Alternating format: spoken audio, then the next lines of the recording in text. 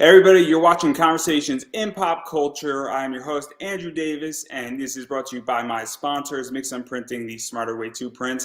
I know printing your creative project can be confusing and stressful, but Mixum is here to make it easy. From their instant code calculator that lets you get as many quotes as you want for free to their 24-hour customer service support, Mixum is here to make sure your printing experience runs smoothly from start to finish. And right now, you can choose from a range of premium printing options and materials, and the company has also printed so many successful Kickstarter campaigns, a bunch of them you've even heard about on this very show.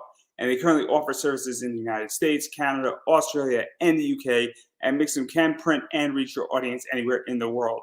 So if you're ready to print smarter, not harder, head over to Mixum.com. And right now they are running a promotion where listeners of this show can drop my name, Andrew Davis, in the message tab of a current order to get a 5% discount on their first order. So that is mixam.com. Again, type my name, Andrew Davis, in the message tab of your current order to receive a 5% discount on your first order.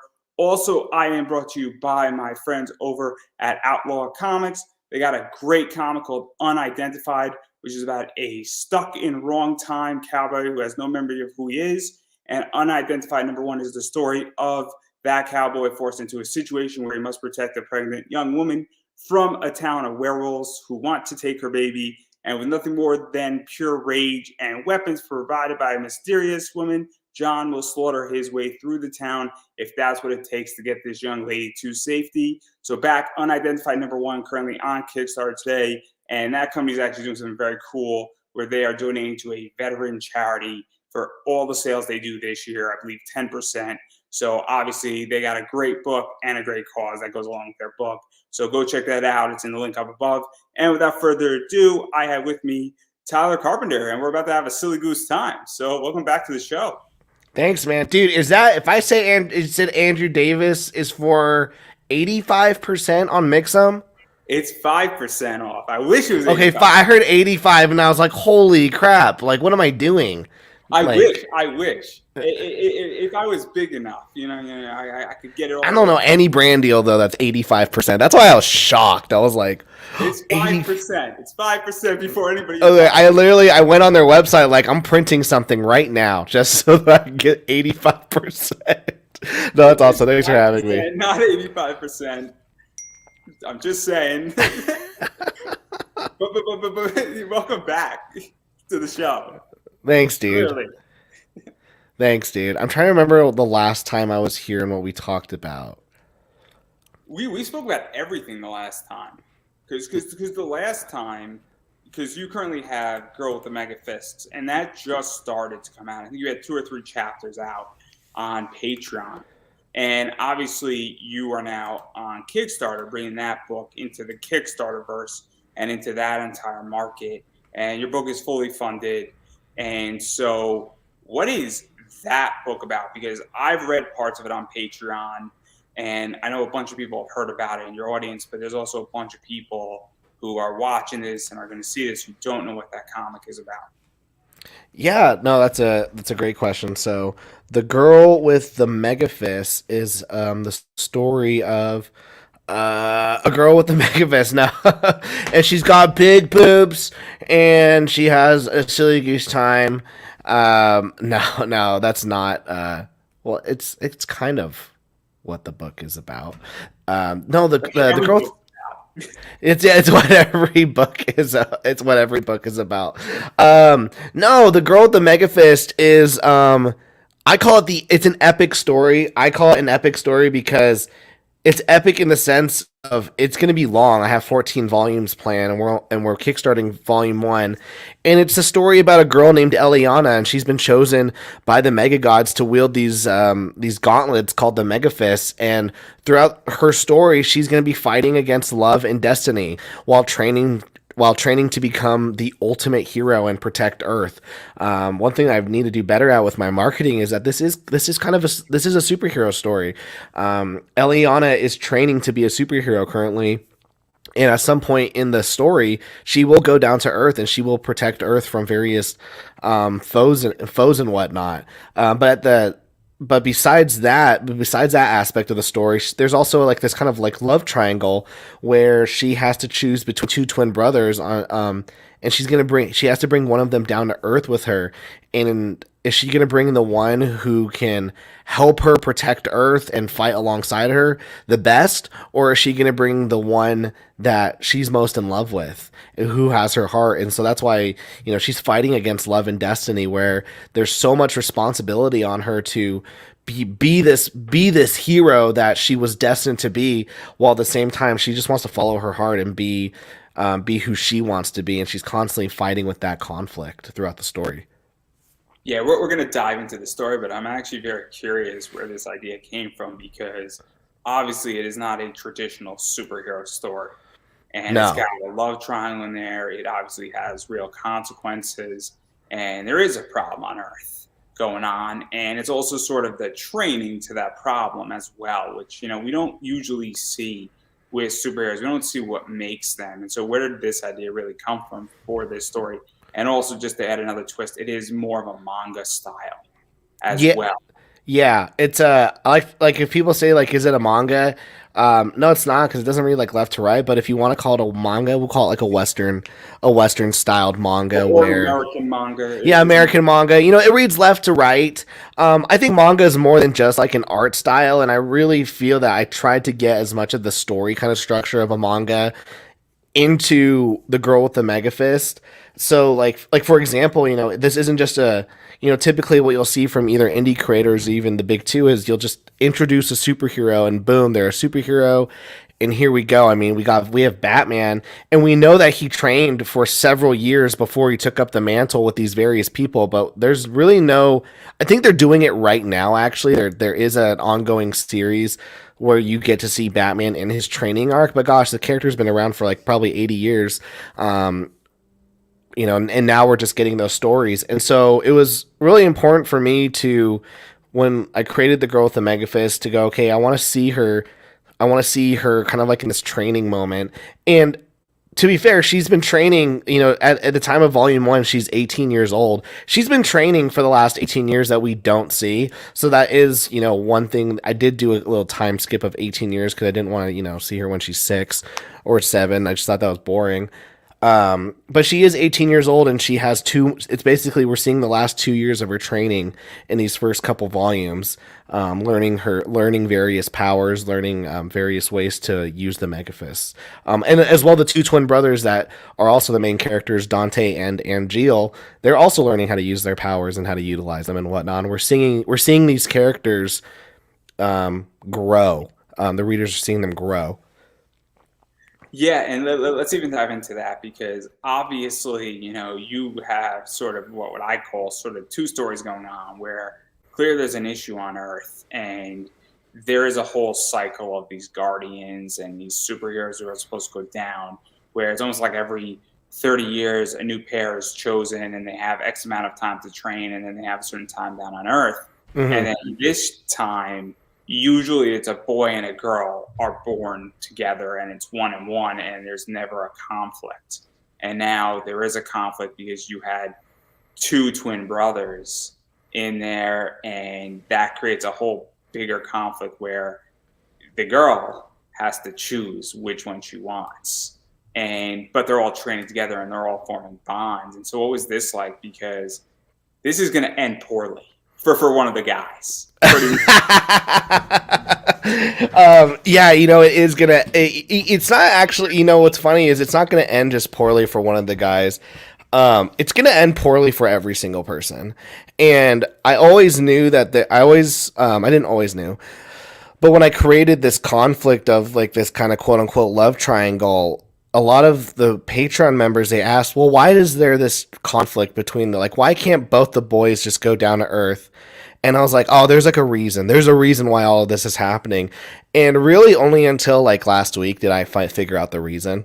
I knew there was a reason, but I hated all the reasons I had made, and I finally found the actual reason, which, we'll discover in future volumes. But I don't know. I just felt like it was important to have this, you have the A story, which is, hero fights bad guy, saves the world. That's the A story, the main story that everyone focuses on. and then then I wanted like this B story, this one that's happening in the background where, you know, oh, she's getting cozy with this brother. Oh, she's probably gonna pick him. Oh, but she's getting kind of cozy with this brother right now. And then we can explore the story. Then we can, like, right now, the chapter I'm drawing right now for volume 2, it's the two brothers. We're focusing on the two brothers in these next couple chapters. And they're kind of like, what do you think of this? Do you want her to choose you, or do you want her to choose me? And now we're getting story. We're telling their story, their side of the story, and we're seeing, you know, what they think of this whole debacle that they're in. But as well, it also gives us moments to hit up Eliana's father, who then is able to be like, this is who I think you should choose. And so just from having this B story of like, who should she choose, we now get to introduce so many different points of views from various characters that I think for me, it really develops the story into something bigger and deeper than just superhero fights bad guy.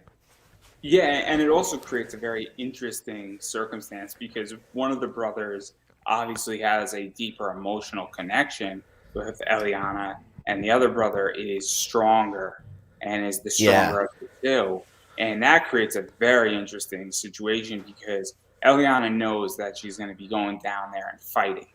And most likely, and I'm just throwing this out there, you know, obviously, if you put a boy and a girl together and you pair them off, there is obviously, you know, reproducing elements to it. There's relationship elements to it. And if you're down on earth for a while, you know, there's a whole concept of that, as well as finding a mate being in there. And it's the idea that, well, who do you want to be next to in a foxhole and who do you trust more? And that creates a whole bigger thing.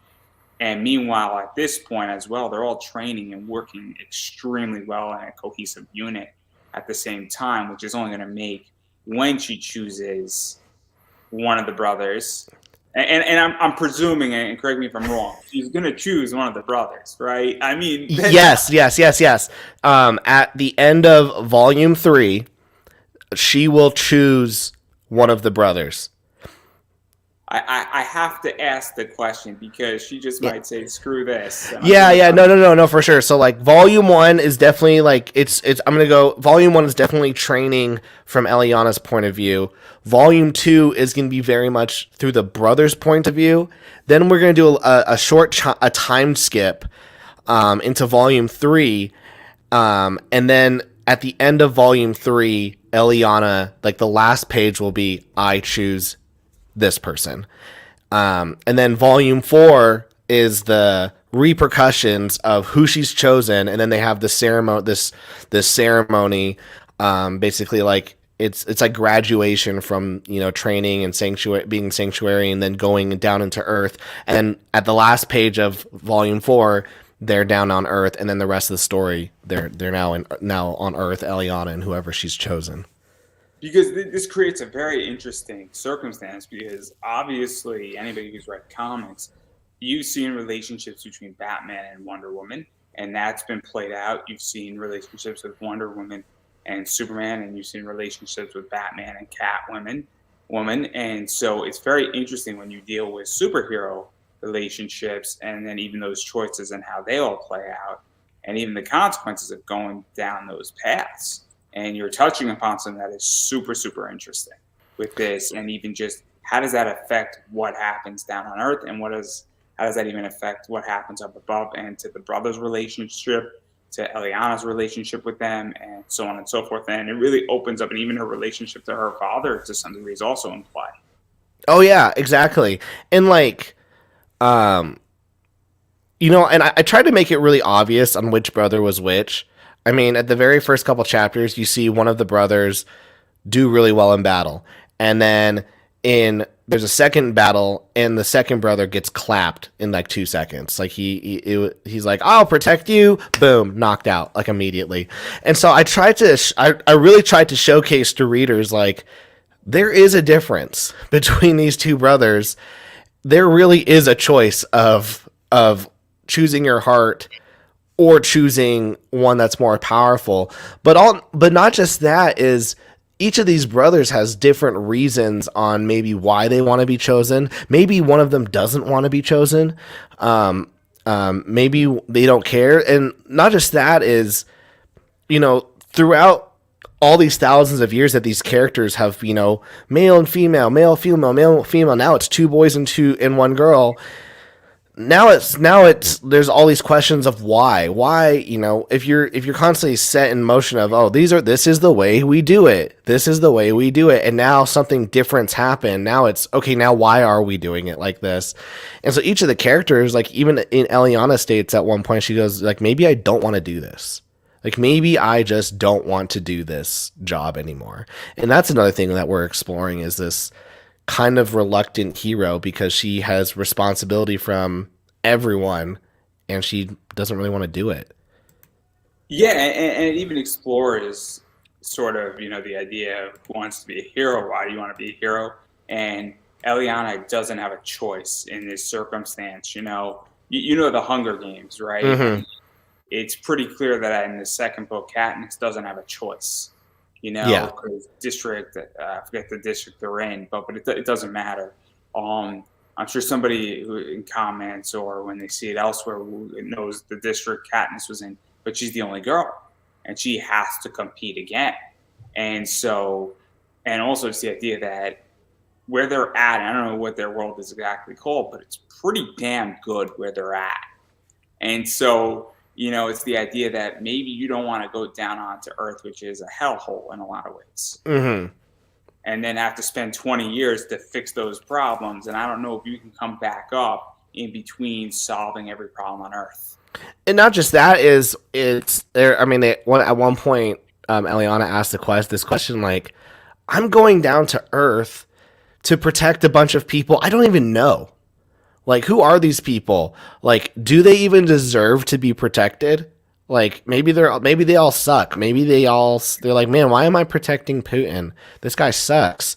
Like maybe that's what happens. She's like, I have no idea who any of these people are, and yet I've been training my whole life to protect them. Yeah, and it raises questions. And then also, another thing that since there was two boys born, and you also mentioned the fact that it's breaking norm, why do a boy and a girl have to go down there? Why can't it be two brothers who go down there? Why can't it be two girls who go down there at another point? And that raises a bunch of other questions, and even the entire system of why, which I think you're going to be getting to in this entire thing. And I don't want to ruin too much because obviously this is the first volume, but it really is fascinating. There's a lot of stuff going on, and you're taking a very different approach, where you're taking a slow burn approach to it. Yes, that's a good way to put it. Is a slow burn, where it's not like this issue we're fighting this person, and this issue we're fighting, this person. I like in volume 1 we had kind of an enemy that we focused on. In volume 2 we have a little bit more of like okay, this is the bad guy, stop him. Volume 3 we have no bad guy. In volume 3 we have no bad guy, and then volume 4 we have a bad guy. So like it is a slow burn, where like to me the important aspects of the story is, if I had to put a category to this, I wouldn't even put it like in action. I'd be like, this is a drama. This is a drama. It's kind of almost like a soap opera. I want these characters to, I want you to root for some characters. I want you to hate some characters, but not just hate them. I want you to like realize why they're doing it.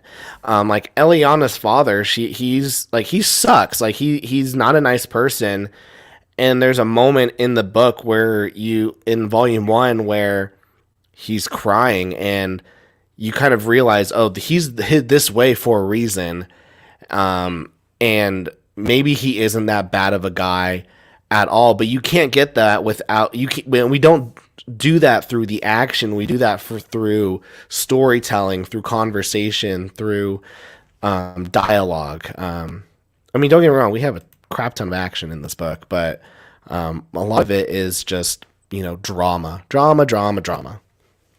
Yeah, and let's even talk about this, because I think, and feel free to disagree with me, but you have taken a different approach on how this book was published, where you have gotten a lot of this done through Patreon in a lot of ways, and it's been an every 2-week book. and in, chapters every 2 weeks. And that allows for a different reading experience. It also allows for more monetization to occur, and it allows for a different story to be told. Where if you had to do this all in one shot, or had to, publish, more in a 28 page or 32 page, people might not be so receptive to the idea of it being done in a floppy. And so I think what prompted you to go down the Patreon route, which I think makes this story work in a lot of ways. And now the whole thing in the first volume is coming out on Kickstarter.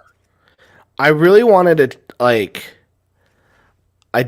I'd been making graphic novels and floppy comics for so long, and I just hated the idea that I would have to, for some reason I kept putting myself in this mindset that there were rules that, a floppy comic needs to be 24 to 32 pages, and graphic novel 60 to 100 pages, and if I do a chapter of comics, it's 20 pages, and I just was constricting myself so much. And so there were moments in all my previous stories where I was like, oh, I need an extra 2 pages, but is it really that important? So I cut it.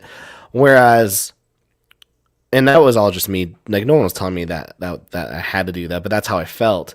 So when I did The Girl with the Megafists, I decided every chapter I'm just going to draw until I feel like it's done. And but I want every chapter to be at least a minimum of 12 pages. And so some pages are 10, some pages are 12, some pages are 14. And I just kept drawing them until I was like, okay, this is good. So I treated it more like a bi-monthly webcomic where, every 2 weeks you got a chapter, and then it would be to be continued. And then the next week you get another chapter, and then the next 2 weeks you get another chapter. And I treated it more like I don't know, like in manga they do that. In Shonen Jump, it comes out every week, and then they put it into Tonkabon, a graphic novel essentially. But they also do that with TV, where every single week you get an hour episode, then you wait the next week.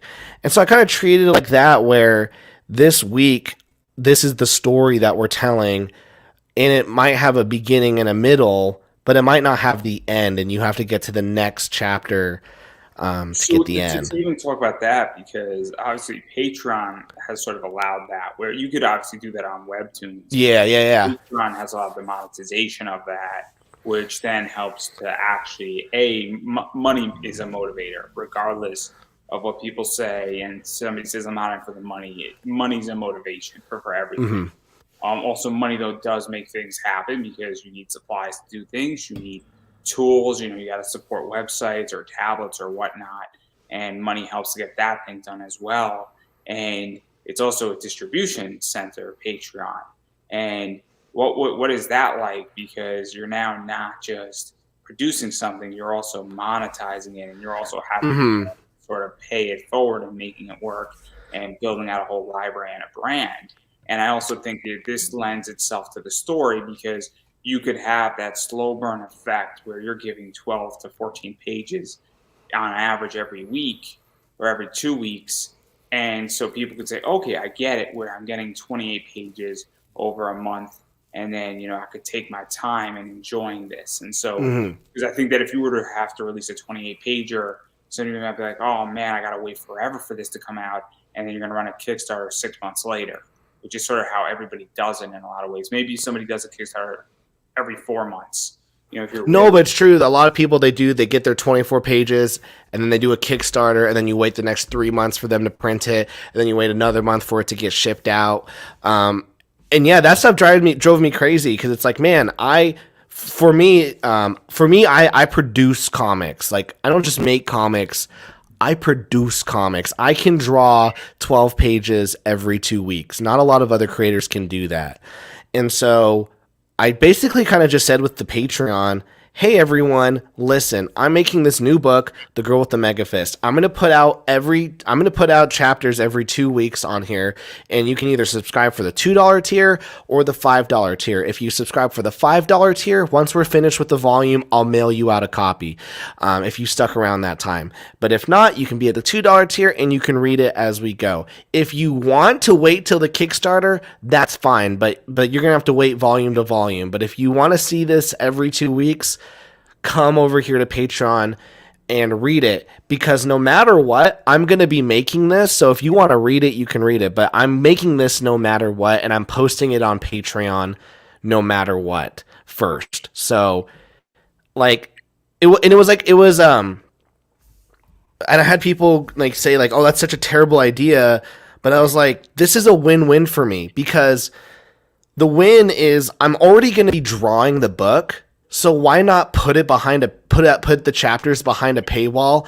And if people actually want to subscribe, then now I get to make money during the production. So now my Kickstarter, like when you look at a lot of people's Kickstarters, what you don't see is all the expenses. You can look at my Kickstarter now and know that number, besides the fact that I have to use for printing and then shipping, everything else has been paid for. My variant covers have been paid for. The boxes and the tape and all that crap has all been paid for. Even some of the printing has already been paid for through the Patreon. So it was such a win-win for me to be able to now take it over to Kickstarter and then be able to pay for this. But what's even better is I'm doing Indiegogo afterwards. And now everything on Indiegogo, besides the platform fee, is straight profit, because the Kickstarter, I'll print if I only have to print off 100 books, but I know I'll sell 100 on Indiegogo, I'm just gonna print 250, and now it's covered. And now when you look at my Indiegogo number, no, that's all going into my bank. See that's funny, because eventually, probably in March, I'm going to run my entire exact same thing that I did on Kickstarter for funding my podcast on Indiegogo. And legitly, it's straight money. And my entire costs, because 85% of what I do is all digital. So it does not come at any cost to me. And so when you look at everything, even before I started the Kickstarter, I was good till August. Everything from the Kickstarter goes right back into the business. And then everything from the Indiegogo is going to go sort of straight into my bank to some degree as well. And it's all digital. All the physical rewards from my Kickstarter are legitimately paid straight off that are going to be on my Indiegogo. And it's brilliant. And it's amazing when you can figure out how to pay for all your stuff ahead of time. Yes. That kind of leads me into what I want to talk about, because you're one of the creators, and we were speaking about this before we went live, about different monetization tracks, where for me, I have monetization track A, which is bigger corporate sponsors, or if any indie comic creator or anybody who has an indie product or a regular product wants to pay me for ad spots, you're more than welcome to do that. And that's sort of monetization track A for me. And monetization track B is Kickstarters and Indiegogos. And then obviously I do podcast consulting, or in live stream consulting, and a variety of other consulting that sort of comes out of this and spins off of this. That's sort of monetization track C, because it's closely related. And so, but you figured out how to have multiple monetization tracks. And so obviously Patreon, Kickstarter, and then you got a few other things in the works as well. Yeah, we were talking about this off air, where it's like every creator who is obviously, at first you do need to start off with like focusing on your comic if you're going to make comics. But if you get to a certain point where you're only relying on that comic book cash, it gets very scary. And so, it's like you said. So I have my Kickstarters and Indiegogos. That's a place to get that's a place to monetize. I then have my aftermarket for the books, whether it's my website or I throw it up on Amazon or other places. That's just the book. So that's just the book. Now let's take all that out. And so I was telling you, like, the money that I get from these campaigns, I put a set aside stuff for the next volume. I set aside this other stuff for the Patreon, which Patreon is another pool of monetization. But then I use the rest of the money and I go, okay, what stocks can I put in so I can get some dividends? What crypto can I use that will stake it for me? Or just what's some good crypto play that I feel like I want to get into? Then I put money into either like, okay, we're gonna sell X amount next Kickstarter, might as well start buying some boxes, or going, sorry, I was talking about buying stuff. Another pool of monetization is my YouTube channel. Right now, I make around $120 every month and a half on YouTube. Can I get that to a point where it becomes $500 a month? And then at that point, so I have a goal by the end of the year to have $500 a month on Patreon. Then if I can get $500 a month on YouTube, well, now we're at $1,000. We're not yet at my mortgage. We're not at my mortgage yet, but we're getting close. But you see, if you can keep making these pools of income, now you don't have to worry about just relying on the comic book art. Now you can rely on other stuff. In fact, you know what I would love? I would love to have all my stocks, my crypto, and everything else funding my life, and then all the comic book stuff is extra, because at least I know those are more secure. See, this is something that I think a lot of creators don't know. And again, this isn't financial advice, and I'm just going to say that. But one of the things... This is financial advice. Throw all your money right now into Dogecoin and XRP, and wait till Elon Musk says something. That's financial. No, please don't do anything that I just said. I am not a financial advisor yet. That's a goal in the next 18 months. I really just want the license so I can put it in my title. I like letters in my title. But that's not the point here. One of the things that I feel like a lot of creators don't understand is how to take a distribution out of your business. And whatever you do with your distribution is up to you. I personally don't care if you invested or not, or whatever you do, or you just want to say, I want to have a good time, go on vacation. That's fine. But understanding how to take distributions out. I figured out where obviously I sell a lot of comics on eBay, and I know how to take a distribution out of my eBay business. I know how to take a distribution where my podcast, we are legitly in round 2 of sponsorships. So I am very new and understanding, I'm making sure the business is healthy enough in the podcast realm for me to start taking money out of it. I'm not at that stage yet because I just want to have actually 2 years of game time and funds for the next 2 years, which I think makes a lot of sense. But once I reach that stage, I'm going to figure out how much money I could take out from this business, because that's the key. And then utilizing that and then deploying that to go make more money. Because I hate to say this to everybody and I get shit for it, but comics are a temporary job. They are not a permanent job, and it can go where you could be working there for 40 years, or it's all good. You could be working in comics for 40 years, or you could have year 5 could be the best year ever, and then year 6 could be a disaster, and then year 7 can be great again. And so that's why you need to diversify and understand how to take distributions and make sure you can weather a storm. And that's what I do. And obviously I know that you, I think, have like a t-shirt shop. I have a t-shirt shop that is completely passive, and a variety of other things. And that's what I think people don't understand, is that you figured out how to do a lot of passive things that you may not even be promoting, but they just exist. Well, also I have this thing as well. It's massive. Like I'll tell everyone right now, this thing, like it pays everything I do, like every day. It's something that everyone has access to. I have a day job. I have a day job, and so I thought you were gonna say something super illegal. I know. Yes, I sell cocaine. Like that. If you want money in comics, like you gotta sell cocaine, and I use the pages to roll up my marijuana. No, no, I have like that's the thing. Is like I have a day job, and so for me,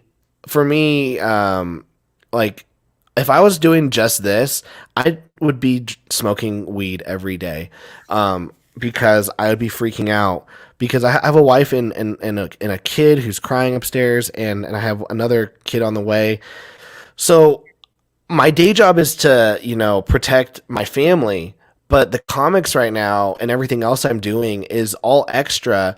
And because I have kind of like that security of having a day job, I'm able to create more free. I'm able to create risk free, where I go, oh, I need to make X amount on this Kickstarter, otherwise I'm gonna fail. Oh, I need to make X, and so, um, like once we get the Kickstarter funds, and then we buy everything, and then the Indiegogo is just straight profit. That profit, I'm sure I'll throw some of it into my savings account, but the majority of it's just going to go into the next campaign. And I'm hopefully going to get to a point where by hopefully the fourth campaign, I'm hoping to be able to have like big profit. As I continue to invest in the campaign. But as well, maybe I'll just throw everything in Dogecoin or Shibu. Maybe I'll throw everything in Shibu and I'll wait till Elon says something. I don't know. So let's even talk about this a little bit, because this is one of the things, and I just had Tom Rash on, and we were speaking of this very thing where it's the idea that being a full-time creator is a very difficult thing to do. And even with people who do work and are full-time writers, a lot of them either teach at universities, or they write novels on the side, or that they have other jobs, or they have a spouse that brings in a certain amount of income. And I've heard this story with a lot of writers where a lot of times, one of the spouses is, the breadwinner, but the other spouse, who's the writer or an artist, they get a big payday sometimes of $20,000, and that's what pays off the car. That's what makes a sizable dent in the mortgage, for instance. And they might pay every 3 years 14 mortgage payments and get you jumped up ahead. And I think that's something that a lot of people don't understand, is that, if you have a day job, you're not putting and you're minimizing risk.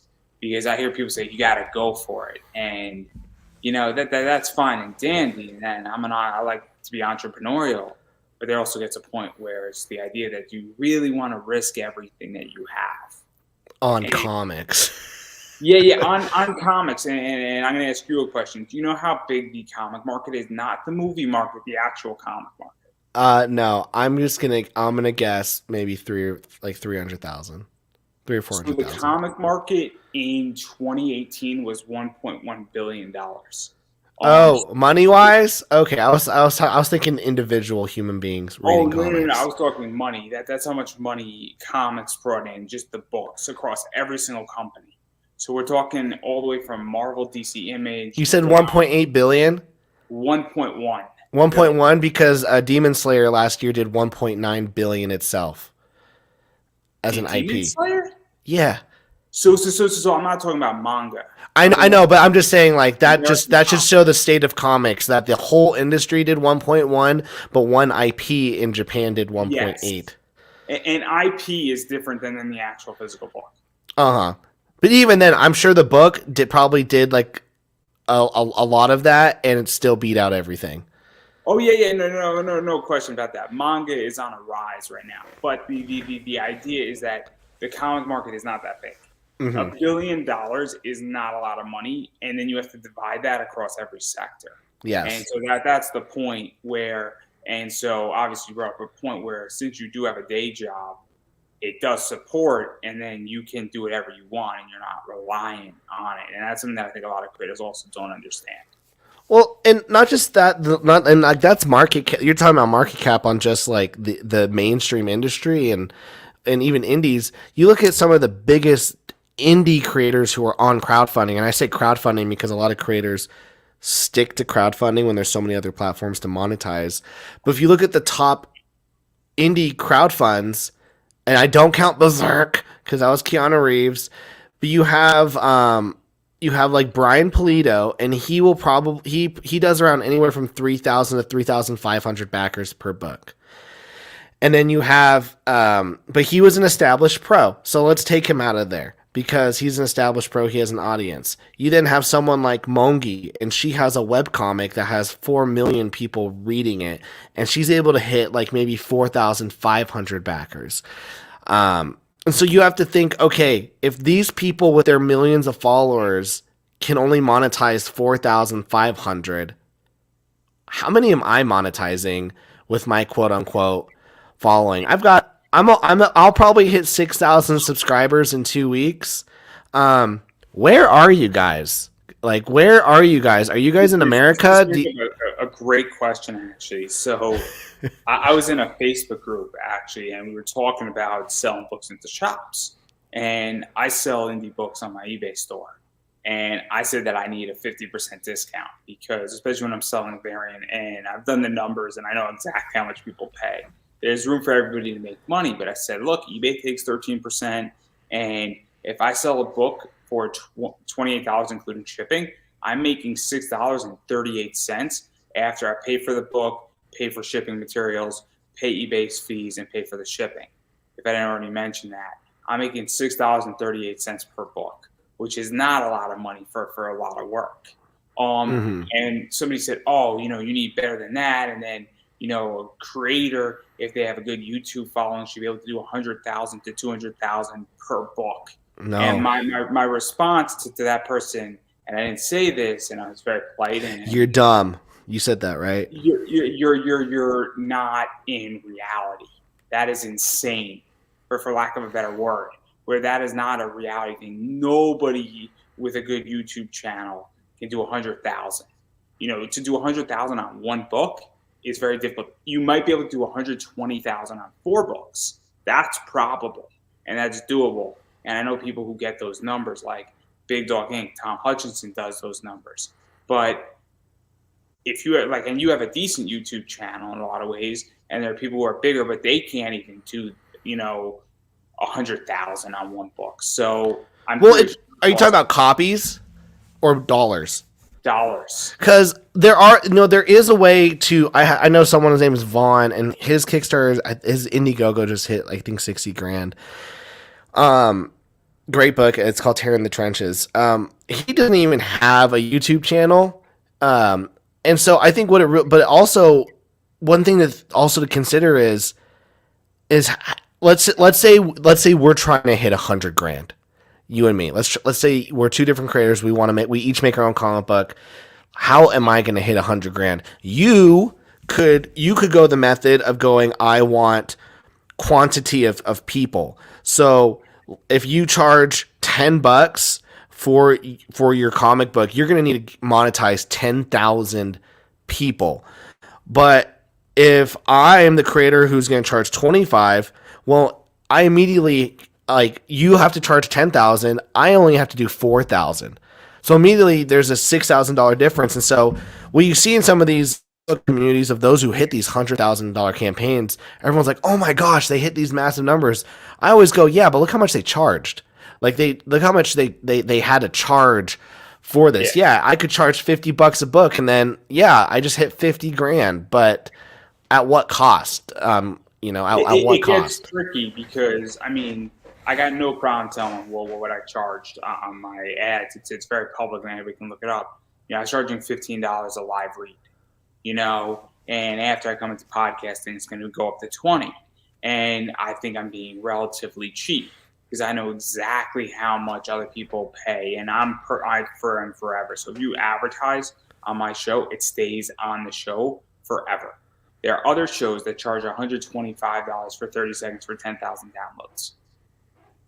There you go. So there's a reason to why I am sticking where I'm at, where I might not get 10,000 downloads, but I have episodes on my other show that have 3,000-4,000 downloads, but they stay up forever. And if you're in the game long enough and you believe your product is sufficient, you're going to be around for 10 years.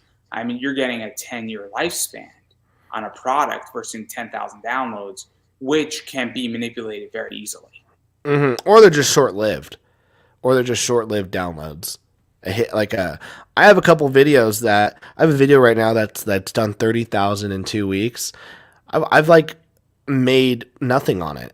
I've made YouTube money on it, but I might, you might go, oh, those 30,000 people, they probably heard you say the girl with the mega fist and clicked on the Kickstarter link. No, like, not at all. But someday they might. Someday that'll pay off. I had a creator, Adam Lawson, and the video that we did together is finally popping off. And he was like, yo, I got some Indiegogo baggers randomly today. I'm like, oh yeah, because your video that we did popped off, but we did it 3 months ago. And so, yeah, I think what you're doing and what you're charging, I do agree what you're charging is too cheap, but you're obviously growing it, and it's like get in now. But also, I think that's a good value prop for the person to go, hey, if I pay this much money, I get to be on here forever. Because who doesn't listen? If someone likes a podcast, they listen to old episodes eventually. It's also the idea that the content is getting into a lot of different places, and we're not in podcast format. And there's going to be a point where but I also don't want to screw and price people out. In which that I can make money at $20, and the thing is that my overhead is so cheap where I don't have expensive overhead.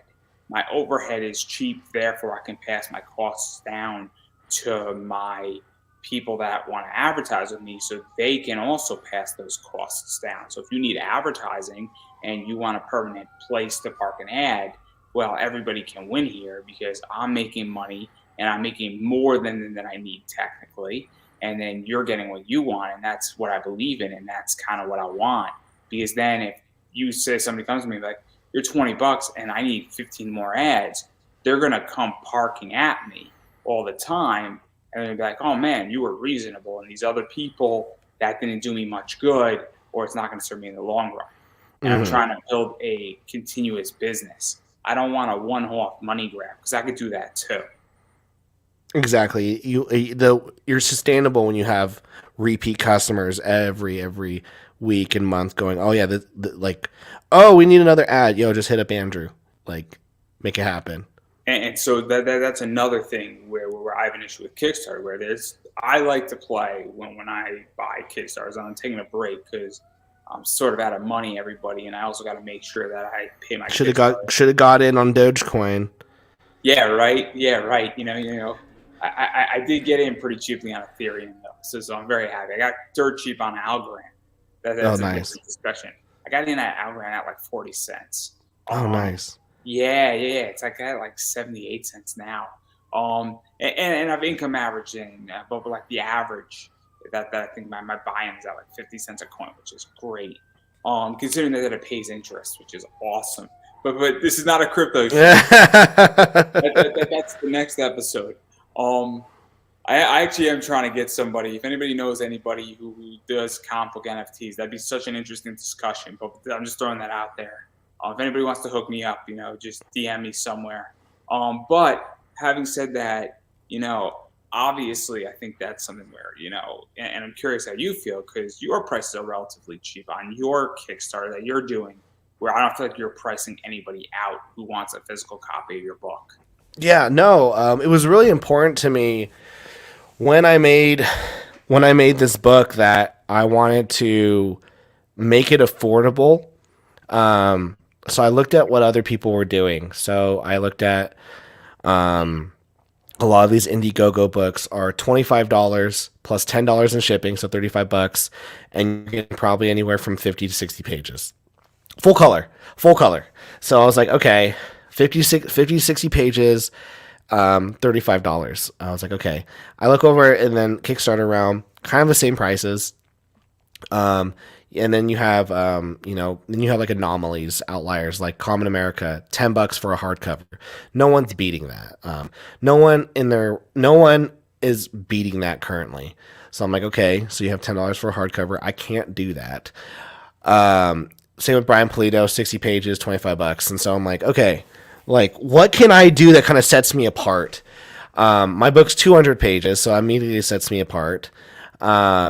And I'll do it in paperback. Everyone's doing it in paperback, but let me see if I can do it for $15. Let's see if I can do it for $15. Granted, my book is black and white, but I mean that's a standard like manga style. but also just I think, but also I think indies. I think more indies should be black and white so that it can help them bring their costs down and get more exposure. But that's a different conversation.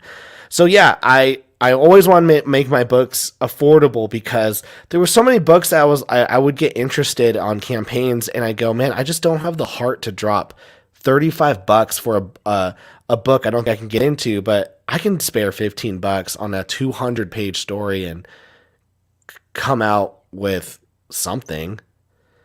Yeah, that's how I feel. Where I feel that sometimes a book or a cover is $30, and I'm like, look, I'd be more of a buyer at 20, where I don't feel Yes. even the values there. And it sounds like $10, but I right now I'm in very selective mode, and I'm also saying to myself like, then you got to calculate shipping, and then it's like I don't want to be spending $40 on Kickstarter that is a story that's a risk in a lot of ways as well.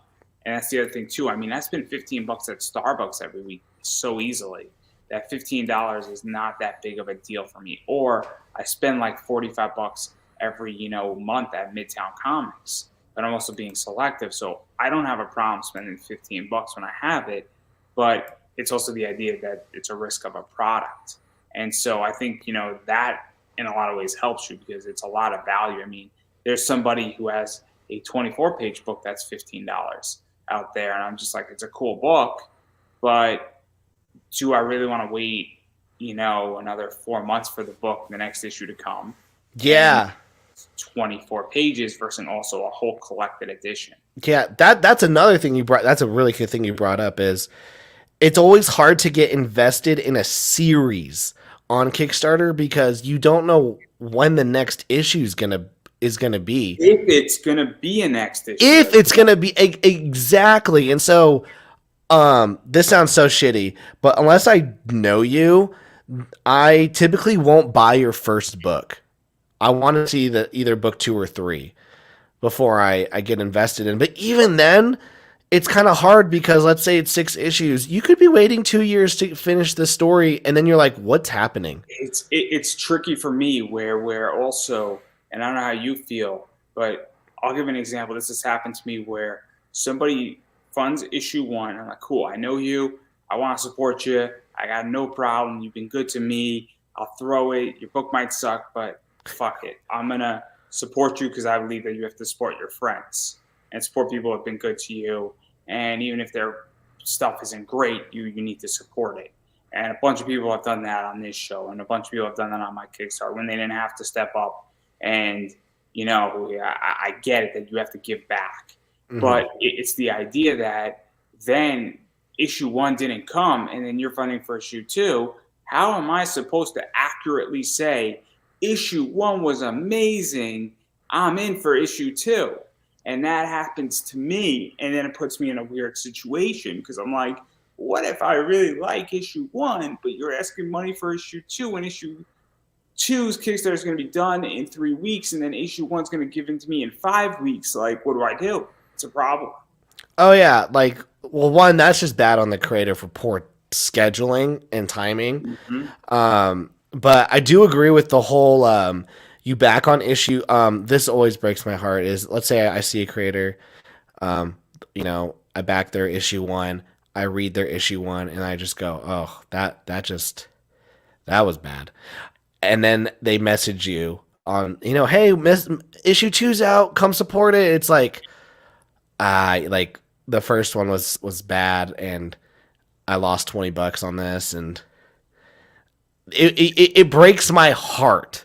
It literally breaks my heart. I have one series in mind that I won't say out loud that I think I've dropped at least $100 into it, and I'm now, and they always message me, hey, we have this new one. And I'm like, I backed and these are volumes. I backed volume 1 at $20. It wasn't good. I backed volume 2, wasn't good. Backed volume 3, and then I'm like, I can't do this anymore. Like, I can't. Oh, I have a rule. I have a rule that if I don't know you and you come and back and message me, you're like, my issue's out, and you back it, you go to the back of the line. And if I love your concept, I, on principle, will not back your project on principle. Because they messaged you. If somebody, like, I'll throw a friend, Ruben Romero, messages me, I got no problem because I know Ruben. Ruben's just reminding me to back his project. There's a difference. Or if you hit me up saying, hey, I got a Kickstarter, check it out. I know you. You're not doing it to be malicious. You're not begging. You're not desperate. Or right? spamming. Yeah, that's another thing. And the worst thing, and I'm curious how you feel about this, is so certain people can tag me on certain I hate no. Okay, so when I'm shooting this out and I tag you when I push out the interview, that's fine. Different. That's completely different. Or for instance, if my friend Tyrone from the Soulverse tags me in something and he doesn't do it extensively and he does it maybe once every 3 months, that's fine too, because I get it. I got to give a little back, right? I understand. But if I don't know who the fuck you are and we're Facebook friends because I said, why not? And then you spam the shit out of me and you tag me, I remove those tags. 100%. I remove tags every single day. I'll tell you, one creator kept tagging me. I messaged them. I said, hey, listen, stop tagging me. I'm not buying your book. I'm not even part of this book. And I said, and I love you, so let me give you some tips on what you can do better. I was very heartfelt. It was like a massive message. They didn't ask for it, but it legit came out of a place of love on how to, and then they just blocked me. And I was like, oh, well, okay, fuck you. But then they recently added me this week, and I'm like, we're done. And to me, I get it. Like, if you tag me in this, 100% you should, because I'm in this, and then I should be obligated to share this out. I've shared this out on my Twitter, which is my big following. That's where my following is. Like, I should share out your podcast. One of the things is that when I launch a Kickstarter, I'll tag 50 people, but that's the only tag I do. And you know what is? You know how many people I tag in a massive post a year? Like 3 or 4 times. Like, I'll tag 100 people and wish them all Merry Christmas. Right? But that's not me. And nobody gets upset at that because that's a very nice thing to do because it's also not extensive. Or when I launch a Kickstarter, I'll tag everybody and I'll do 100 tags and let everybody know, but then I won't do anything else. And if they just not do it, instead of messaging 100 people, it's just easier to tag them even though you're not part of the project. But I don't do it every day. And even if you did, like, let's say, I'm really close with Brian Ball, and we talk every week, and we're always sharing artwork and whatnot. When he posts on Twitter, like a really cool piece of artwork, he'll tag me in it, even though it's got nothing to do with me. I'll tell you what I do when he does that, Brian, if you're listening. I will reply to the tweet like, "Oh my gosh, this is so cool." I will retweet it like, "Oh my gosh, this is so cool." And then I will mute the conversation because I just don't want all the notifications, because he'll get hundreds of notifications. But I won't untag myself. But I do think that, like, if rando people who I don't know start tagging me every single day, I start getting kind of annoyed, especially if that's their only marketing tactic is to tag people or spam their DMs. It's annoying on Facebook. It's more annoying on Facebook than on Twitter. On Twitter, I don't really care if you tag me. You can tag me all you want on Twitter. I don't mind. Because chances are, if you're tagging me on Twitter, I don't get notified. It doesn't go on my wall. It doesn't affect my brand on Facebook. And people try to piggyback off of my brand on Facebook. But on Facebook, it shows on your homepage. That's why it bothers me on Facebook. On Twitter, if somebody wants to bother me on Twitter, if somebody wants to put me as an Instagram collaborator, chances are I'm going to accept. All of that is fine because those things actually have benefit. When somebody tags me on Twitter, it actually has a benefit to me because I'm now somewhat in your ecosphere, and I don't mind that. I mind it on Facebook because it typically goes one way on Facebook. It does not go the other way. And it is to let me know you got X going on. And so if you message me, if you shoot me a DM on Twitter, I probably will respond to your DM because that actually takes effort to find my Twitter to some degree. And to find the right personal Twitter of mine, If you DM me and find my personal Twitter, I probably will not hold it against you. I'll probably reward you if you go do that. I'm just saying, because you actually had to put effort into it. I appreciate effort. I reward effort, is all I'm going to say. I think another thing as well, with the whole like the tagging and whatnot. If God forbid if anyone ever spam messages me with like a hey, but like my book's on Kickstarter and I don't know them, and I also have a Kickstarter going, I'm gonna spam them, and that's all I'm gonna do is go, oh yeah, me too. And I understand the whole like, I do understand the whole like, you gotta give, you gotta take. If you're gonna take, you gotta give. But I do have this thing where that there I do see a lot of creators, and I'm like, what are your thoughts on this? I know that there's a lot of creators out there who probably come and they message you, can I come on your show, Andrew? Can I get a spot? And you do it. And I'm sure you see the same cats over and over and over. But then do you ever get this feeling of, hey, can I come on your show and pimp out whatever I'm doing? And then they go, I got nothing. Does that ever bother you? So it's not even that. I don't get invited on anybody's show. It's weird. You need to make a comic, and then everyone will. Then they'll be like, yeah. So I do a lot of media, but I do a lot of media outside of the comic realm. Mm-hmm. I really don't. I have a different media philosophy, but that's neither here nor there. What I get, and what you're talking about, is I run a Kickstarter. I push that thing out like crazy. Every day I was putting in groups. Every day I was posting on my wall. I was sort of just reminding a few people and, talking to a few people and just getting it out there and changing up the imaging. And, I did a few shows here and there. But then Kickstarter's over, and now a bunch of people are like, I got a Kickstarter, man. Can I come on your show? And I'm like, where the fuck have you been? Like, if you didn't see my fucking posting, I calculated how many posts I did. I think I did like at least 1,500 posts. If you didn't see my posts, and then I'm like, hey, I gotta get my Kickstarter people in first. And I'm like, I don't want to book you. I don't mind your book, but you weren't a great guest the first round. And now you want to hit me up when it's convenient for you. And that just agitates the fuck out of me. Yeah. So as someone who has a podcast, what's good etiquette for like getting an interview with you? Like, should they schedule it a month or two in advance? Like, oh, no. What you should do is that, you should be like, hey, you got some openings? Here's my book. Send me a digital copy of your book and don't ask for anything else, and say, hey, can I get on your show if you'd like it? Like, I'm not even joking. That's legitimately the way it should be done. But most of the time they're like, I need to come on this week. It's not even come on this week. So many people shoot me messages out, 6 weeks in advance. It's not a time issue. It's the fact that I have to be, if you're not going to pay me. So first off, if you want to get on my show and you really want to get on my show, then pay me. Seriously, buy a fucking guaranteed guest spot.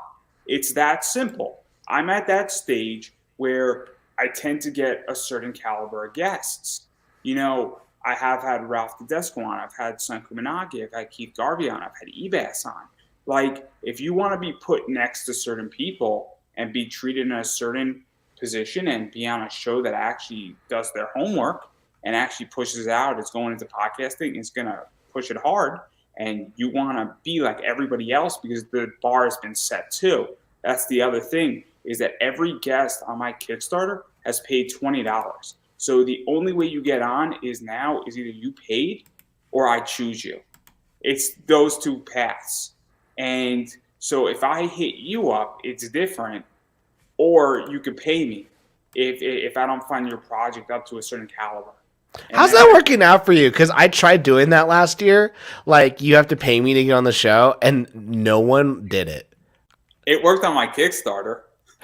So what I need to do is I need to do a draw and talk like guest spot for the year. I mean, you know what it is? It worked because certain people, and I converted about 8 new people who have complete trust in me, who were never been on my show before, and I sell ad space. And but what you can do is you can go previously appeared on my show, and then you put on the big name faces, and then you go, yeah, yeah, like. Because also I'm a little bit different where I also do mainstream. So I had somebody like Ivan Tao on my show. Mm-hmm. I had somebody like Danielle Di Nicola, who's a cosplayer and has 600,000 Instagram followers. I happen to know Santine Phoenix, and she's been on my show a few times. So all of a sudden, when I have legitimately got name dropping ability, and I'm like, well, and then I interview all these wrestlers. I just had the H2O, which is a promotion out in Jersey, and it's a somewhat of a deathmatch company, and their champion was just on my show. And I mean, I lucked out because he became champion after the fact. But you have street, but it gives you street cred. So it's like, listen, I don't need. Okay, how do I say this nicely? I don't need your indie book to be on my show when I can go get this pro wrestler on. I am at the stage where I now want to pick a lot of people. And also what happens is that I can go pick up a cosplayer. I just had somebody who has like 40,000 followers on Instagram. And all of a sudden, when I start pushing this out, and I have a lot of friends in a lot of places now. And I've been doing this for 10 years. So that's the other thing that people don't realize is that I've been podcasting for about 10 years now. And I know a lot of people. And so if you have, and not to be mean, it's people's books are sometimes not up to a certain caliber. And so I don't want to interview somebody whose book is not up to a certain caliber, or they are not a good guest, for lack of a better word, because I also now have sponsors. I also now need to justify who I'm interviewing and why I'm interviewing them. And that's the problem that I'm at right now. Yeah, if you have a sponsor behind an episode and you bring on a terrible guest, the sponsors will be like, yo, what the heck? Why would you? Now we're associated with that terrible episode. Now that looks bad on you and your business. I mean, look, my sponsor is happy with me. Mixum is very happy with me. And they should. You're giving away 85% discounts to everyone. It's 5%, guys. It's 5%. But Mixum is good. Mixum has a lot of cool stuff going on. But that's how I run it now. And I mean, somebody asked me, and they're not a good guest. They've been on twice, and I feel like they haven't done what they were gonna do. Their episode doesn't do well, and they are not a dream entity. And it's kind of like, if you didn't see my Kickstarter, you didn't find value in what I was doing, and you've been on twice. I mean, we got to call a spade here. So what you're saying is, listen, you were on my show twice, and then you saw my Kickstarter, and you didn't think that I was valuable enough for like $20. And look, I backed 2 or 3 of your projects too. And so at what point do you say, hey, you back me, I got to take care of you? Gotcha. I don't believe a 1-for-1 where I didn't go into it, but you got to wake up sometimes and realize that, hey, I got to support somebody if they want to support me and they're there for me. Because it's also the idea that you're not just giving me $20. I'm actually putting effort into what we're doing here. And that's just the problem. What if but that's another thing. Let's talk like kind of going back to the whole monetization of creators. Maybe not even monetizing, but creators need to find ways to leverage other people. Whereas, so you have this show, I have my show, so it's not like a scratch your back, you scratch mine, but it's kind of like, listen, if you have a show or you have like another way of media thing, you have leverage, and you can. Maybe I don't have the $20 to get on your show, Andrew, but I go, hey, listen, I don't have $20, but you come on my show. It's that. I did that with Josh. I can't always say his last name, but he interviewed me, and then at the end of the interview, he said, everything. I said, absolutely. Like, I didn't even balk at it because I understand it. Also, I use other people's networks. That's the other thing too, is that this entire thing is built on the fact that I understand name recognition. I understand other things, and look, that this is the idea as well, is that I'm trying to get somebody who has a really cool book on, and I don't want to talk too much about it right now, but I just know that interview is going to get attention to me, and I'm smart. And again, I didn't ask you for $20 because I wanted you to interview you. So it's either my choice or you can pay. It's one of those two things. So that's called bringing something to the table. And I'm being very selective this year. And it's nothing against anybody. And also, I'm doing more wrestlers this year, and I'm doing more cosplayers, which takes spots away. Yeah, dude. You get like Amaranth on there, Well, what'd you say? You get like amaranth, like get amaranth, or you get Jenilyn Miari, and I'll pay you to be a guest host. You say, oh yeah, I got Jenilyn. I'll be like, Andrew, I'll give you like $100 and just let me be on the show. I won't even say anything. Just let me have my camera on, and I'll ask some questions. Hey, I've done that before with somebody, and that was a very interesting interview. I don't want to say. She's like, "Who's this guy?" He goes, "Oh, he paid to be on this because he just wants to say hi." Oh yeah, that. But so many levels. You're gonna have to come on camera though if you want to for that interview. No, because then I'll just be like licking my microphone, like hi. Clearly, this show is going downhill. I started off this show on a very, very positive note with Tristan Thompson. And then I had Jim Noble on my birthday, and that entire thing went downhill starting there. No, I think what you're doing is smart though, and I think creators need to learn.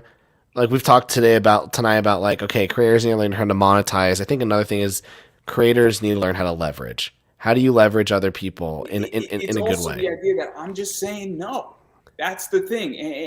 And look, I like the guy who I'm going to say no to, but it's like, what have you done for me? And I'm very honest about it now, is that people have done certain things for me, and I find value. And, people try to tell me how to run my business and where I go and who I interview. And I perceive value in a lot of different sectors, and I've been doing the same thing for the last 5 years, and it's working. And that's where I'm at. And it's the same thing with you. You're extremely selective on who's on Draw and Talk and on who you interview and who you engage with. Like, to be very honest, I probably do not qualify and fit into your box right now. You totally, you could have just hit me up. Here's yeah, and I would have said yes. I'm asking. It's the idea that I'm being very honest. That I haven't created a comic. No, but you bring, see, my criteria. I'll tell you what my criteria is I just want to have a good conversation, and you and I have good conversation. I think because you and I haven't really talked about like, oh, and then you draw a panel, and if you get the wide shot, we're talking about business, and that's what you bring differently than other creators, because other creators would be like, well, my book has like a lizard and she's a blonde, and you're like, let's talk about what can you put your money into in the creator economy to like get some money back, because it's not going to be comics. It's going to be like when someone goes, Tyler, how much money did you make in comics last year? I went, I made probably $1,000 in comics last year. Oh man, you suck. I went, yeah, but I also made 20 grand in Ethereum. So with that $1,000, so like you decide what yeah, did comics pay me the best? No, but I know how to use my money to make more money. You should probably learn that skill too. Yeah, it's a very good skill to learn, and then there's a bunch of other skills, but I don't know how much legally I can say on air, so I'm not going to say anything.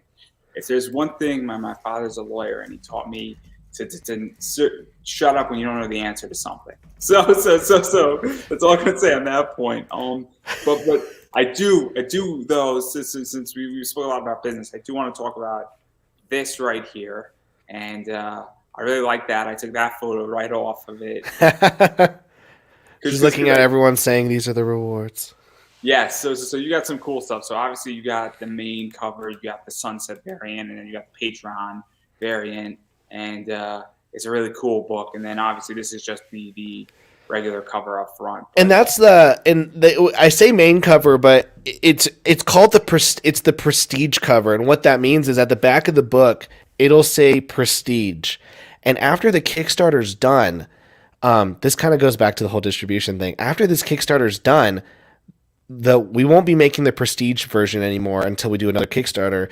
If you come in like in June and go, I want a volume 1, I go, sweet. You can buy it here, and you get the standard edition. And what the standard edition is, it's not $15, it's $20, and it's a print on demand. And it's less quality.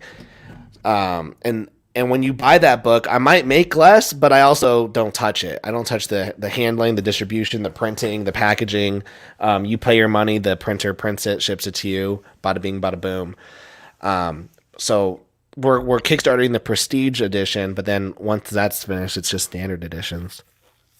Well, maybe I'm gonna have to go buy this book now. So I did just sell a Pop Funko for a good amount of money. So yes, you did. Well, also the Prestige cover, and that's another thing I'm trying to figure out is with the Prestige, with that cover, with the Prestige Volume 1, that's probably gonna be. I'll probably do one print run of that, and then after that, I'll make the second print run will be the one that goes forever of that particular cover. And so I really just wanted to show this because obviously I do like to talk about business, but I do want to show what people can pick up and everything all that way. And then obviously, you can have one of a kind cover in there. You have a retail tier, which is always good. And so obviously there are other options as well in this entire thing that you're doing. But anybody could go to your Kickstarter. Go to my Kickstarter. Well, and I guess because of Andrew's discount on Mixum, where I'm getting 85%. Yeah, they're totally gonna drop me. No, Mixum, keep Andrew. He's awesome. It's 5% on your first order. But I also have other sponsorships too. Let me ruin this one for you then, because you have other ones to fall back on. My other sponsorship is BCW Supplies, and you can type in Pop Anime Comics and get 10% off your entire order. So that's in the description above, and obviously inflation sucks, guys. So get as many discounts. Get them discounts.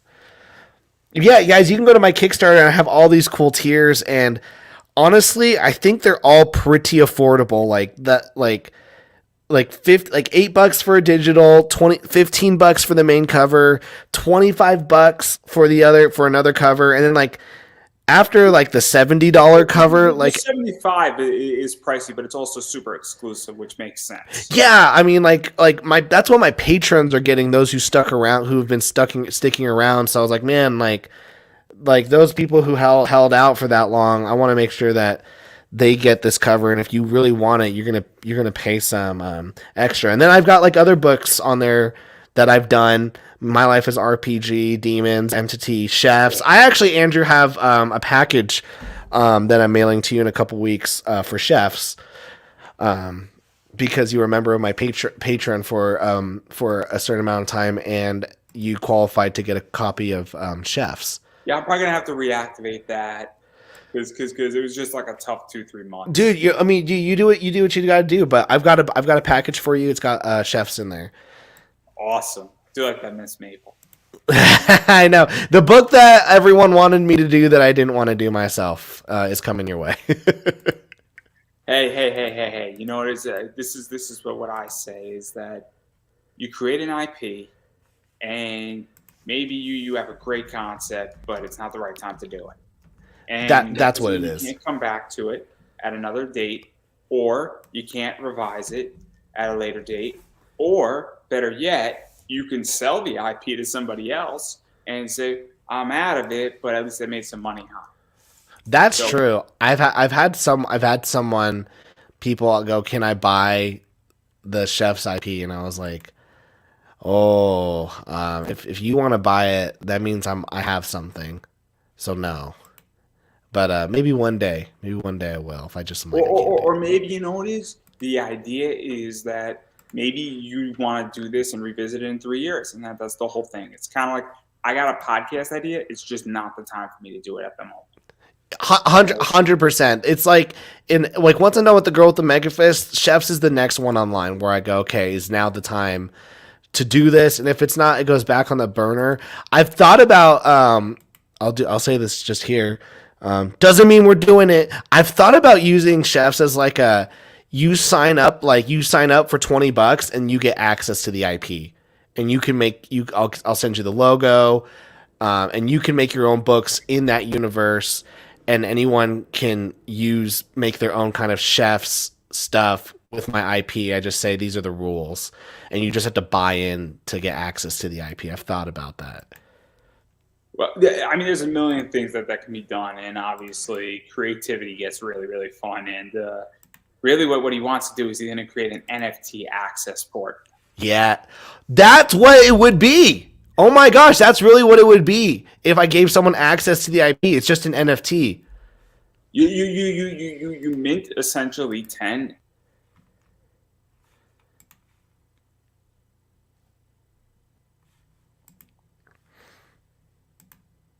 I'm still here. I'm back, guys. And then the NFTs is basically a passcode, and then whatever they create on their NFT gets transferred over to the next person.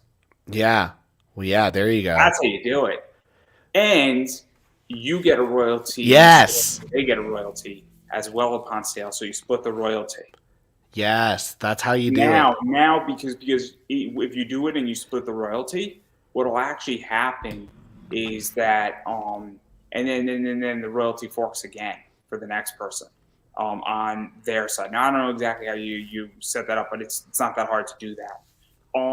And the idea is that now everybody has a vested interest in creating something because if I create a character now in that NFT, there you go. I Yeah. now might be getting zero point 0.6 Ethereum every time that thing moves out, and you still have it in your universe, and you're getting a piece of it, and everybody's making money. 100%. Yeah. I mean, that's the thing a lot of people don't understand about NFTs. It's like, dude, this is just a way for everyone to get a piece of the pie when they create with each other.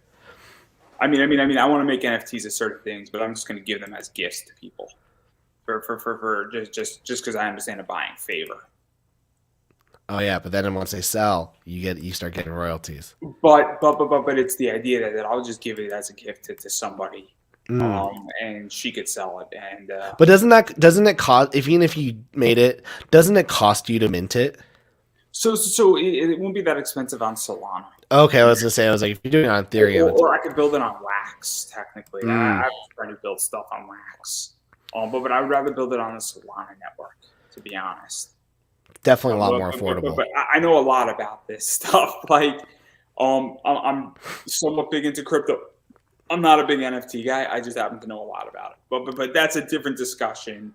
And again, I don't know how much I legally can actually say about NFTs and what I can't. But what I just said to you is perfectly that's more of theory. But I don't know how. I don't want to start giving people legal advice on NFTs. Oh yeah. I love every like person. They always when they ever start their TikTok, they go, "This isn't legal advice," and then they start talking. Yeah, no. I'm also I don't want to missteer people because while I know a lot, I do not know everything, Uh-huh. and I don't want to go down that road. There are way more qualified people. For sure, guys. Just put all your money in Dogecoin and XRP, and if you love losing money, that's how you do it. That's how you do it. And when you buy Dogecoin, use code Andrew Davis, and Mixum will get you that 5%. Yeah, right. This is the day. Like, okay, like tomorrow they're gonna see this episode. It's like, Andrew, we would like to double what you're paying you now. Well, yeah. Hopefully they don't cancel my order. They go, "We saw you were on Andrews and you were misrepresenting us, so they cancel my order." Yeah, right. Like, no, Mixum likes me because I have definitely been a good sponsor and I've returned capital to them in a lot of ways. Heck yeah! I mean, gosh, had I known that you guys were sponsors, I would have used your code on my last order. Hey, it's all good. Most people know it. Most people don't. It's all good. And, But it's on my first order, right? Yeah, it's on your first order. And gosh, but I've already made more than one order. I have a feeling that they are pretty cool and pretty lenient with anybody using that code on any order. At least all right, because for any. That's true. Because I've heard people who used it on their like third or fourth order. I'm like, oh, that's cool, man. I saved myself some money, and they didn't use it before, so they're pretty good at that, and they do a good job, and they got some cool stuff going on. But I don't know if I can say what they have going on. That's a game changer in the next probably 6 to 8 months. But anyway, I do want to back out of your project, and I do want to talk about one more thing. And obviously, I am curious your take on conventions because I don't think I'm ever going back to a con. I had a bad experience almost 2.5 years ago, and I really don't miss cons. and I've never made money, and I'm making money in the digital space now. And I have obviously an eBay store, so whatever I don't sell on a Kickstarter, I can sell on my eBay store. There's Gumroad, there's a variety of other places that I haven't even explored yet. And when I produce a comic, those places are going to be explored. Not to mention that Facebook Live and a variety of other live sales sites I could sell on. So I think I can make 14 times to 20 times the amount of money that I would make at a con. And I've also figured out that networking isn't that hard online. No. I think for me, luckily I have made money at cons, but I haven't been to a con in like 3 or 4 years. I get invited every free comic book day to several different stores. And I'll just, be like, yeah, I'll show up for like a couple hours and have a silly goose time. This last free comic book day, though, I went to, and maybe it was the store, maybe it was the people in there. I wanted to punch every person that was there and knife them in the throat because I was so pissed off because it literally, nothing on my table was free. And I'd be like, hey guys, and they would just walk past me, and I'm like, bro, like, I'm like trying to talk with you, or be like, oh, is this free? And I go, no, like, I have to make this on my own. They go, okay, and they'd walk off. I had like 2 dads just take books from me, and I'd go, hey, and they'd be like, thank you, and they'd walk off. And I was like, man, F this. So I don't know, like, I think it's just, I just really think that I'm kind of with you on the whole con situation. Like, why do I need to invest $500 for a table when I could, when 500, not just $500 for a table, staying maybe in a sweaty hotel, have to buy all this inventory, when if I really, really wanted to do a convention, I'll go, hey guys, Tyler's doing a Kickstarter for 2 weeks, and here you go, and I'll schedule some interviews, and I'm in the my nice house. And it's then not even that for me. It's I've never had a table. I used to do panels for free, and I got tickets. You didn't like it? And you know what? I've never converted a Twitter follow. I've never converted, Facebook like. I've never. And you need boobs. And also the last thing wasn't even on the schedule. It wasn't on the website, and it was just bloodied, and it was miserable, and it was fucked up. And I never ever felt like just so like disrespected. Oh, that's a big thing. Feel it like they treated you bad. I've never felt disrespected and felt like they made me feel like it was my fault. Their fuck up. Yeah. And that's how I felt. And I was staying in a hotel, and I don't normally stay in a hotel. And I was just like, I said, my mom was there, and I said to my mom, like, I feel like just leaving. And I didn't even do my panel. I just felt like saying, I just want to leave. Fuck this. I don't need to stay here. I don't need to do this. I did my panel. It was a bad panel, and it was a bad experience for me. And you probably felt a little embarrassed too. It wasn't even embarrassment. Maybe. I mean, I don't know if it was embarrassment, but here I am, and I'm like, it was Blurred Con, and I mean that's a minority con. I have a disability, and I get that I'm white. I'll say that openly, politically incorrect, but I was like, this is a minority themed con, and you see me walking on crutches. This is messed up on so many levels, and I'm doing a panel on gay and lesbian comic creators. So where I have source material. Like I legitimately probably am one of the only people who has legit source materials to do that panel. And then I felt absolutely just disrespected. While spending real money. Spent about $600 to be there. So see, if I was in your position, I'd be definitely pissed off because I'm like, because you spent your own money and absolutely got nothing in return. Yeah, like at least for me, if I spend $600 at a con, I can hopefully get it back because I'm selling something.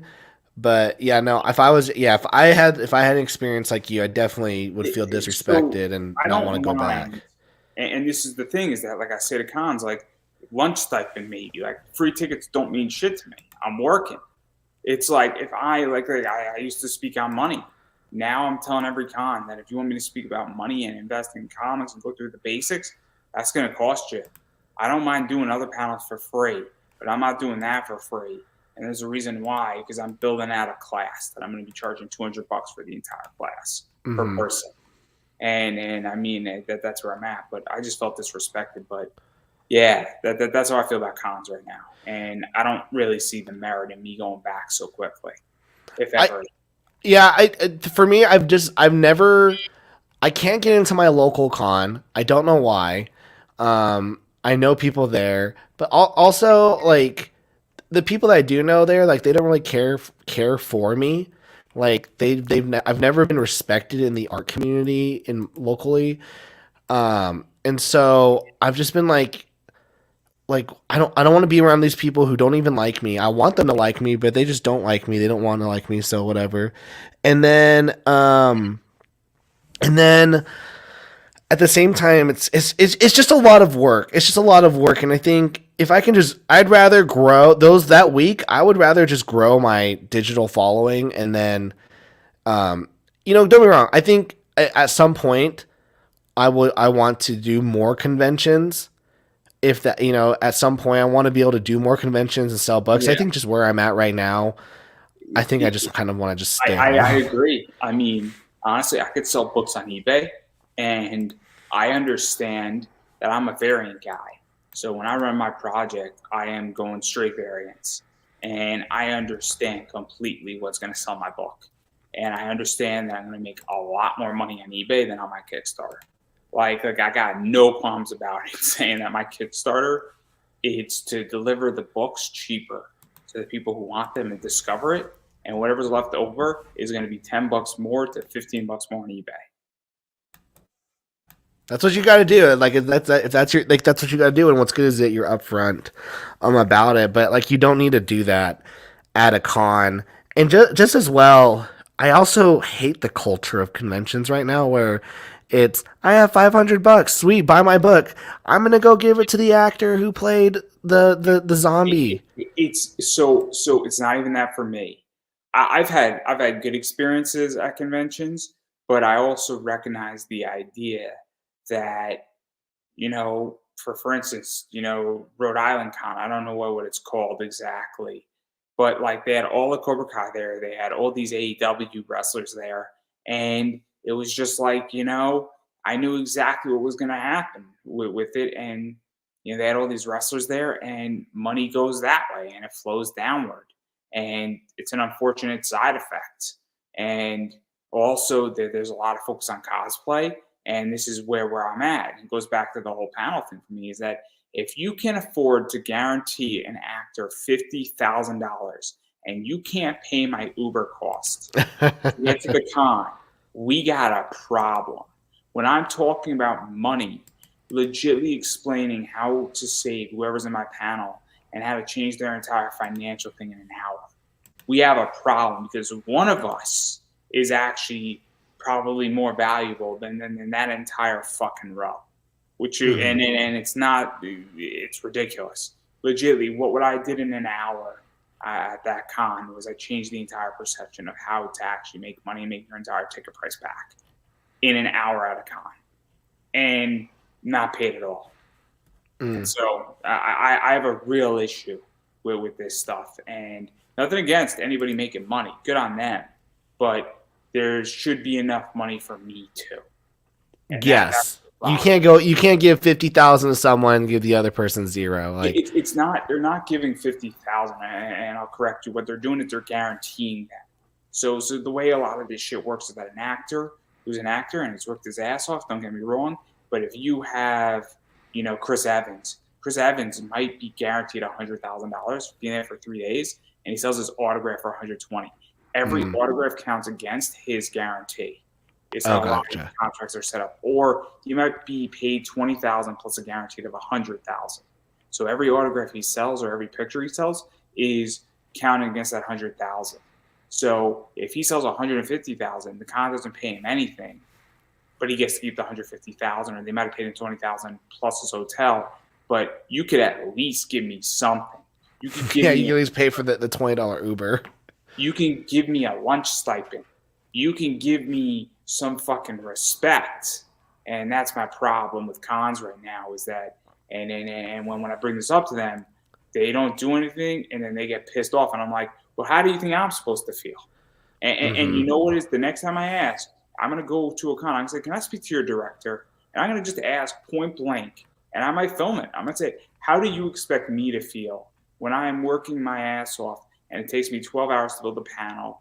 I got to get up on stage, talk for an hour, answer questions, be here, wait around for my panel. I mean, we're talking 14 to 15 hours. How would you feel if this, and all I'm asking for is a $20 lunch stipend? How would you feel? And I'm going to say this camera stays on because I think they need to answer those questions. I really do. And what that is people might go, oh well, Andrew he's disrespecting them. It's like, no, what you're asking is to be respected as a creator and a human being. And yeah, it's like the lunch thing should be easy. I'll tell another story. I was at a con where I asked to be a guest. It was a small con.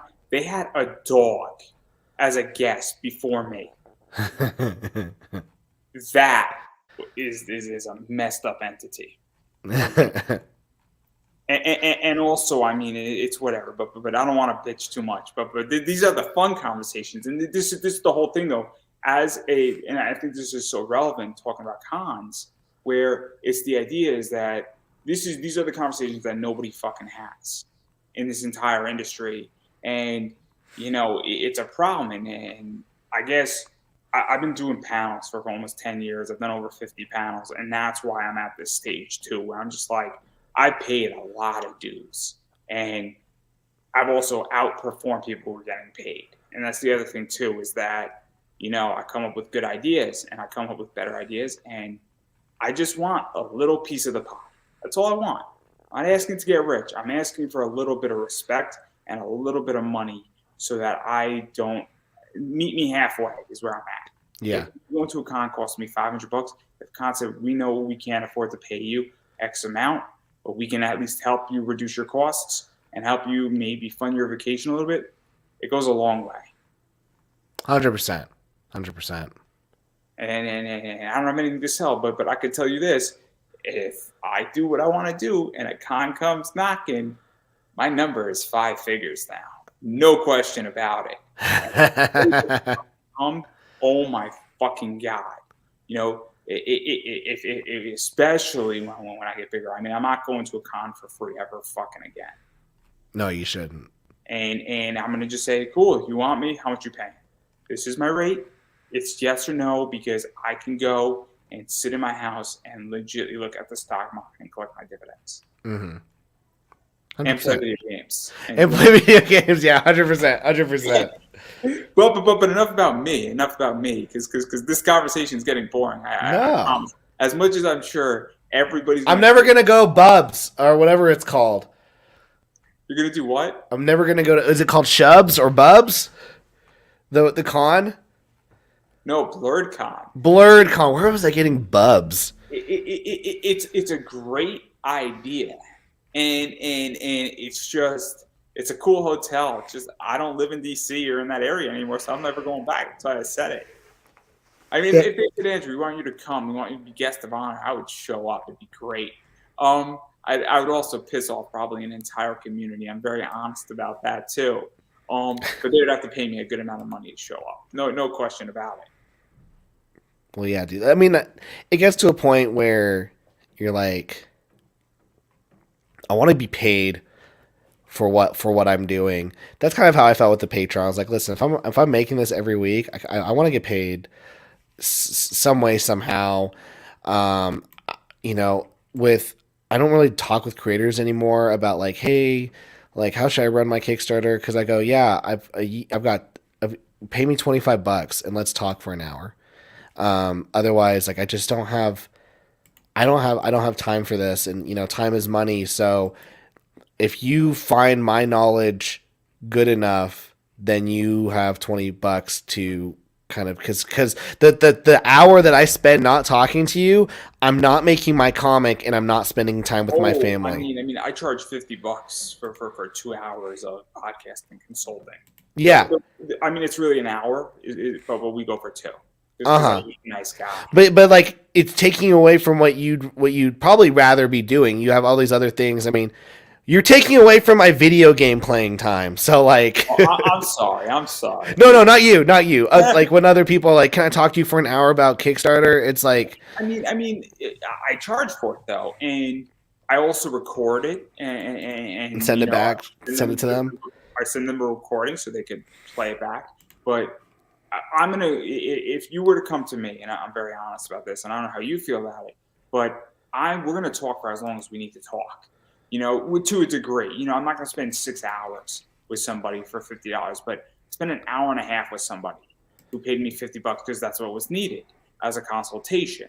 And I'm not counting, and I'm not going to say, "Oh, you owe me another $25." That's not how I operate. No. Because I understand bringing value because they're going to probably hit me up again. Also, the person backed my Kickstarter, so it's a little bit different. I'm a little more generous. But Yeah. now I'm open where I'm like, hey, it's $50 for like an hour to an hour and a half consultation. And in 90 minutes, I'm going to give you the basics of how to run a podcast. And we go through everything. So the point is, though, is that I'm now charging for it because I have knowledge. I charge the exact same amount for comic book consultations. Like, oh yeah, I agree. Like really, like I charge for those things now because it's just like my time. It's my time, and I had one creator. He paid $25, and we talked for 2.5 hours. But it wasn't just talking. I literally sketched all 20 pages of his book. I sketched him out, and we went through his entire script, and I went, okay, this doesn't make sense. We rewrote the script, and I sketched out all 20 pages, and I gave it to him. And now he's not. He doesn't pay me anymore because he got what he needed. Now he sends me the pages of the finished art. He goes, I'm getting closer and closer. And now I try to use that going, listen, if you don't want to pay me $20, that's fine. This is what I did for this other person. We sketched out his whole book, and now he's making a comic book. What do you want to do? So it's a lot. I mean, but that goes back. I think this whole conversation has been about two things: monetizing yourself and having leverage. And a lot of creators have zero leverage of anything they do. If I need to come to you for something about business stuff, you've got leverage. And what leverage people means is like you have something I don't.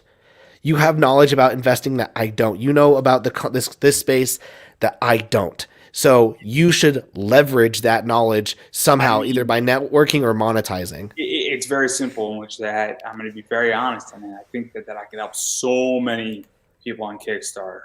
And the biggest problem I see is that, great, you fund a Kickstarter, you have $400 left. What do you do next with that $400? What do you do next, and what should you do next? Buy myself a laptop, bro. I'm putting it in Dogecoin. But it's this idea that also I see pricing and I see a lot of problems. And look, as I am not the world's greatest writer, but I also understand where there's a reason why if I'm building out a Kickstarter, I'm doing 204 different sets of $200 books at $30 a pop. So I've done the math on it, and I know exactly how much money I'm going to make. And there's a business decision first and foremost. And I think that's what people lack. And if somebody was to bring me in on a Kickstarter, not how to write or anything, but even how to price things out or what you need as a variant, I legitly can fucking influence and change the way somebody thinks on a Kickstarter and help them set up a monetization and a better economic strategy so that they can actually pay themselves. 100%. 100%. That is a business problem. Well, that's what every creator, when it comes down to it, struggles is they don't run themselves like a business. They don't do a P&L. They don't look at their margins. They don't see what if I did this for this, I could get a better margin. They just, or there's just so much stuff that they don't think about. And look, what is there are certain things that you can forego. So for instance, I bought postcards for my Kickstarter. I bought them locally. Did it cost me $10 more locally? Yeah. But that was a good decision because it was local and I want to support local business. That isn't the best business decision, but it's a good decision because it's But you temp. also get them, but you also probably got them a little quicker, so you can fulfill faster.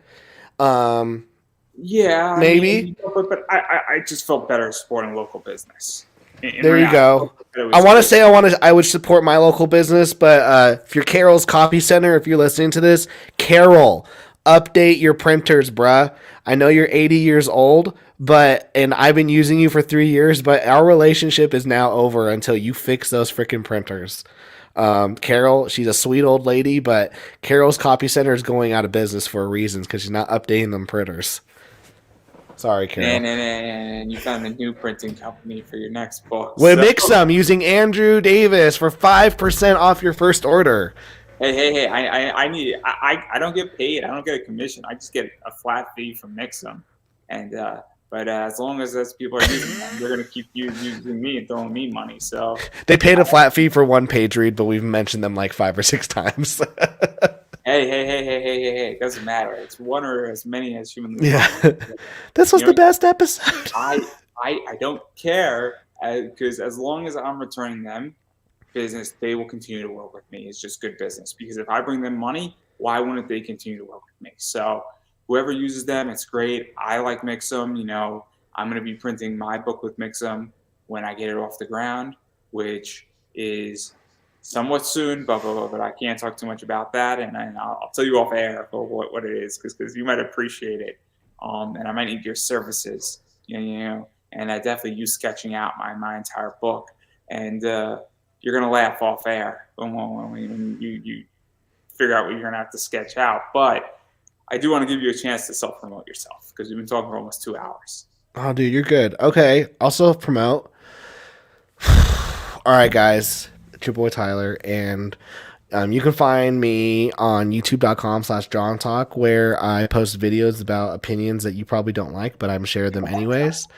I'm telling you, Andrew, I'm gonna get a slew of hate mail on Saturday when a particular video pops up that I post. But yeah, no, I my show's about comic books and manga and talking about the industry. And then as well, I'm also an artist, a writer and artist, and I'm creating my own comic called The Girl with the Mega Fist, which is currently out on Kickstarter, or if you're watching this in the future, it's on Indiegogo. And if you're really watching this way far in the future, then it's on DrawnTalkComics.com, maybe Amazon, who knows. And yeah, The Girl with the Mega Fist is a story of Eliana as she fights against fate, love, and destiny. And she's also training to become the ultimate hero on Earth while utilizing the powers of the Mega Gods, which channel through her Mega Fists. The book is the first volume is 200 pages, and we're selling it to you for $15. And I just think that is just a killer price, an affordable price, especially in today's comic book market. I spent $40 on a DC Comics book, and it was only like 80 pages, and it was Batman. So yeah, if you have $15, please support my book. Yeah, and I'm going to just say this, and I've been saying it, and I'm going to continue to say it. You have to support indie, and what that means is that you have to back people's Kickstarters. So when somebody has a Kickstarter, obviously Tyler has a Kickstarter, you have to go back that campaign, whether you back it digitally or the physical. It goes a long way because we're not DC, Marvel, Image, and every dollar goes into the book, goes into the next book, and it goes into that creator's pocket as well. And that helps everything because obviously when they get paid, they're motivated to produce more of that content. But I get it, money's tight. I live on a very fixed budget. I am purposely counting every dollar, where every dollar is going, and all sorts of fun stuff like that. So I completely understand that when people don't have money, it happens. But if you're in that case and that situation, you could share it out. You could like it. You can follow. You can get on people's email lists. Tell a friend about the book, send it to them in Facebook, or just follow them on social media because that does matter. And it goes a long way. Or watch Tyler's videos on YouTube because that also helps, especially because his YouTube is monetized. And so every little watch helps and all that stuff. As far as I'm concerned about me, obviously use Mixum, 5%, Andrew Davis. in your first order if you're printing a book. Also, BCW Supplies is Pop Anime Comics, 10% off your entire order. I do have a shirt up on Redbubble. It's in the description above or below. You can buy my shirt. Also, my friends have an Identified out on Kickstarter, and that's a really cool book. 10% of their entire proceeds of what they do on Kickstarter and all sales are going to a veteran charity.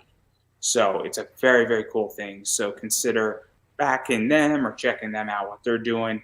It's a cool book. It's an interesting book, and it's got a vibe of cowboys versus aliens. So if you really like that movie, that's kind of their comic a little bit. But it goes a little bit more sophisticated, and they're building out a cool universe. And so on that note, I'm going to give you the final word.